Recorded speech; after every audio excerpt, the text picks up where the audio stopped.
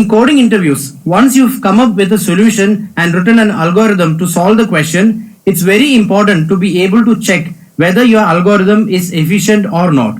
For that, you would have to compute the time and space complexity of the algorithm that you have written. And for this, you would make use of big O analysis. Alright, so this is the industry standard. Now, in this video, let's develop a strong base for big O analysis. Alright, and for this, the best way is to explore this through questions and answers. So these are the 8 things that we will explore in this video. First, we start with trying to understand what is the need for complexity analysis.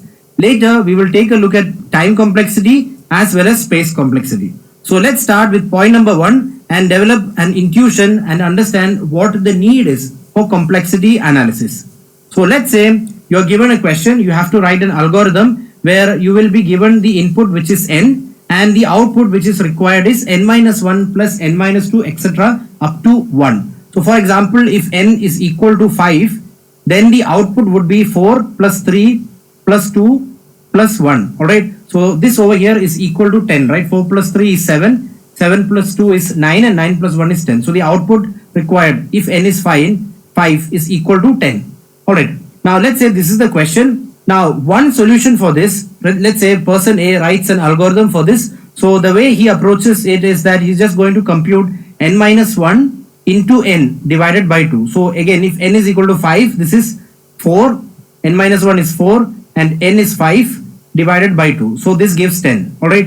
Now another person writes an algorithm. Let's say he's writing a loop.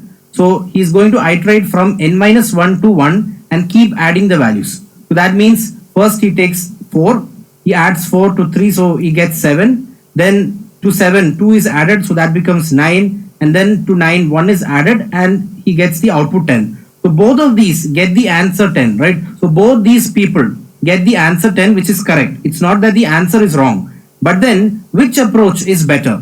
Let's think of these 3 questions. Which approach among these 2 is better? And even why care about identifying which is better? Is that even needed?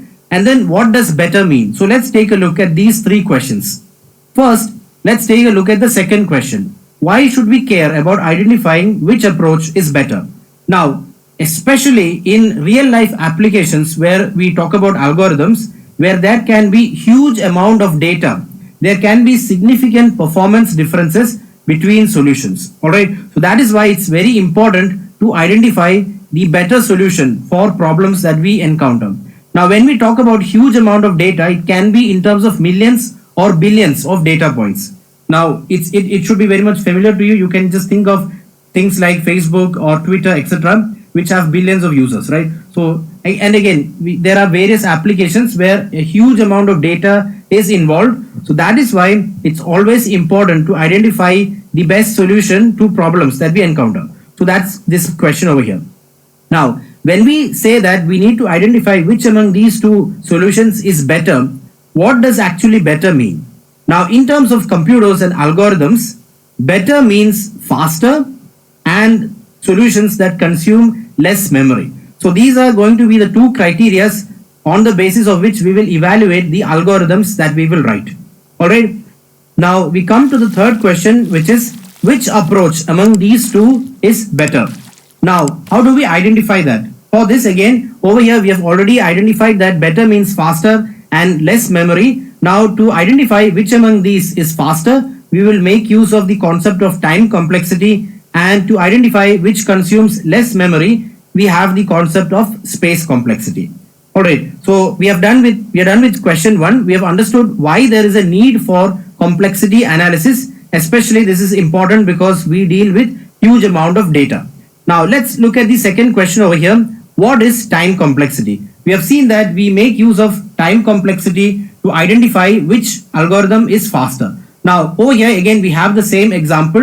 We have the question where the input is n and the expected output is n-1 plus n-2 etc. up to 1, and we have these 2 approaches of solving this question. Now let's try to understand what is time complexity in this perspective with this example, and again we are using time complexity to identify which approach is faster. Now when we talk about an algorithm being faster, we are not going to measure whether this algorithm takes 1 second and this takes 2 seconds, etc. Right? It's not going to be in terms of seconds or the amount of time that an algorithm takes to run. Now, why is that so? Let's try to understand why this is the case. It's because if we run the same algorithm on the same machine in 2 instances, we are going to get different time. So that's one reason. And the second reason is that if we have different machines which have different hardware, then the same algorithm is going to take different time on those 2 machines. All right. So again, you can notice this. If you use some plugin to measure the time which an algorithm takes when it runs, if you run the same algorithm 2 times, you will see that it will take different amount of time to run the algorithm. That's because multiple things are happening on the computer at the same time, right? So the same algorithm run on the same machine at 2 instances is going to take different amount of time. And secondly, this is intuitive. If you have different machines and they have different hardware capabilities, the same algorithm is going to take different amount of time in terms of seconds on both the machines. So that's why we are not going to measure the time complexity or the amount of time or which algorithm is faster in terms of the seconds that an algorithm takes. All right. So this is not going to be the way that we compute the time complexity. Now, if that is not the case, then how do we proceed?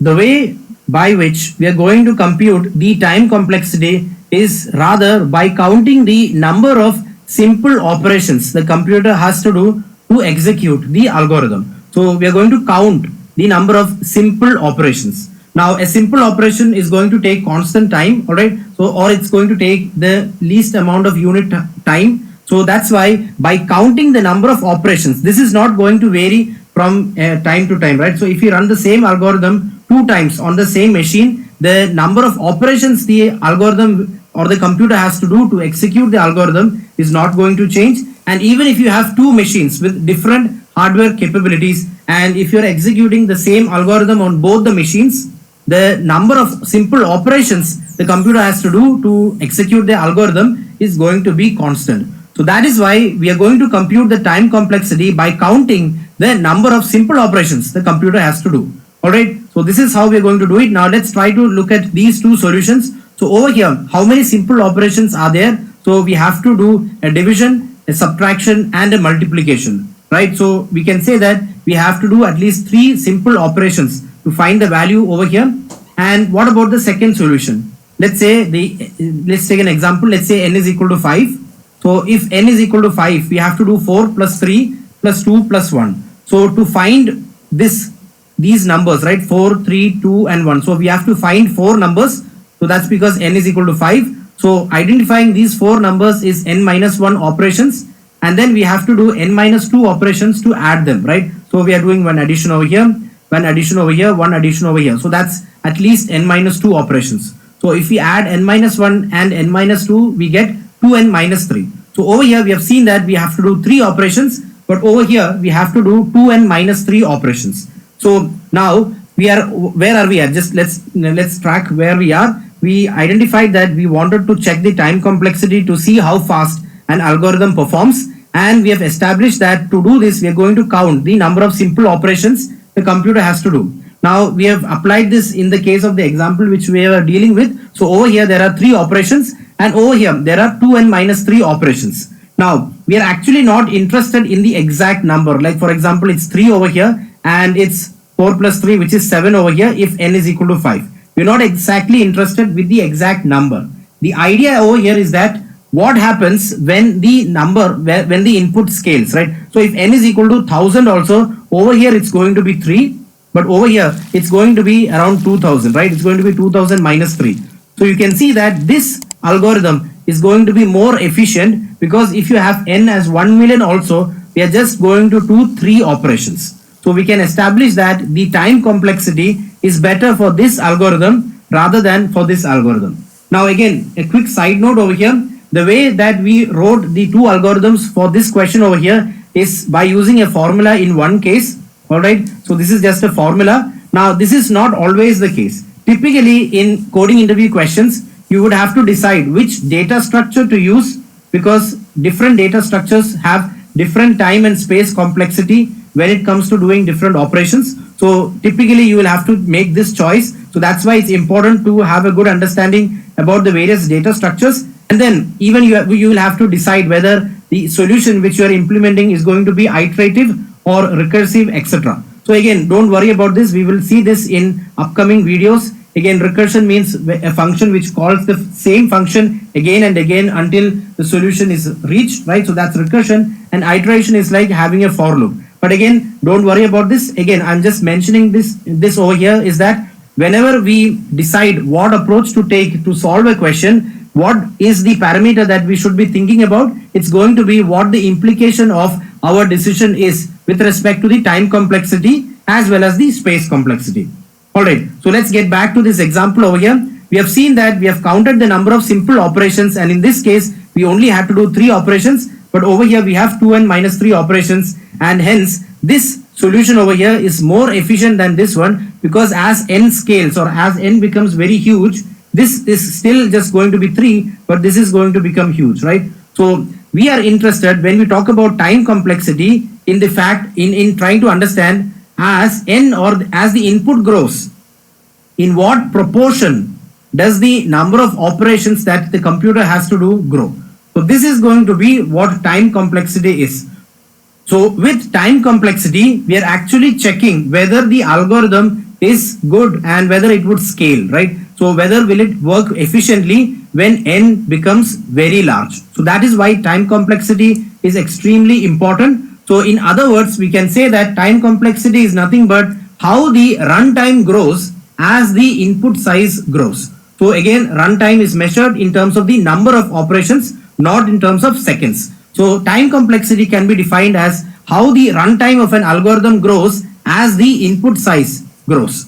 Alright, so this is time complexity, and to identify this, let me just write this over here. How runtime grows as the input size grows, this is what we call time complexity. And to find the time complexity, that is to find in what proportion the number of operations will grow as the input grows, we are going to do something called asymptotic analysis. Alright, so this is just a fancy word. So this deals with in what proportion does the number of operations grow as the input grows. So this is what we call asymptotic analysis. So we will see that in the next question. So this is point number 2. In point number 3, we will analyze this in greater depth. Alright, and the asymptotic analysis is going to be expressed using big O notations. So that is big O over here. Alright, so we have got an introduction to asymptotic analysis and big O notations. Alright, so let's go ahead and dive deeper into this in the next point. And one more point before we close this part over here. When we say that in what proportion does the number of operations grow as the input size or as n grows, we are only interested in the general trend. We are not interested in precision, right? We don't want to know whether the number of operations is 5 or 10 or 12, right? We want to know the trend, right? For example, if we have a graph and let's say this is the input size and this is the number of operations on the y-axis, we want to know if n is increasing, does the number of operations grow in this manner? Is this the trend, or is the trend something like this? Is it going to grow exponentially? So we are interested in the trend, not in precision. Alright, now let's go ahead. So we have covered these 2 points. We have understood the need for complexity analysis, and we have understood what time complexity is, which is nothing but how does the runtime increase when the input size increases. And we have seen that to identify the time complexity, we have to do something called asymptotic analysis, and the asymptotic analysis is expressed using big O notations. So let's go ahead and look at 3 and 4 next. So first we start with asymptotic analysis.